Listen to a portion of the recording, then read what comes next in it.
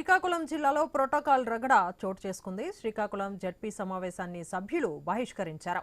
MLC Palavalasa విక్రాంత్కు ఇటీవల పాలకొండలో జరిగిన అవమానంపై సభ్యులు తీవ్రంగా ధ్వజమెత్తారు. మండల సమావేశానికి వెళ్తున్న విక్రాంత్ను అడ్డుకోవడంపై ఆగ్రహం వ్యక్తం చేశారు. జడ్పీ చైర్పర్సన్ పిరియా విజయ సమావేశాన్ని బహిష్కరిస్తున్నట్లు ప్రకటించారు. దీంతో సభ్యులంతా సమావేశ మందిరం నుంచి బయటకు వచ్చేశారు. పాలకొండ మండల సమావేశానికి వెళ్తున్న తనను ఎంపీడీఓ పోలీసులు అడ్డుకొని నెట్టివేశారని తీవ్ర ఆవేదన వ్యక్తం చేశారు ఎమ్మెల్సీ విక్రాంత్. ప్రోటోకాల్ ఉల్లంఘనను పాల్పడిన ఎంపీడీఓపై వెంటనే చర్యలు తీసుకోవాలని డిమాండ్ చేశారు. ప్రభుత్వ కార్యక్రమాలలో అధికారుల ప్రోటోకాల్ పాటించడం లేదని ఫైర్ అయ్యారు.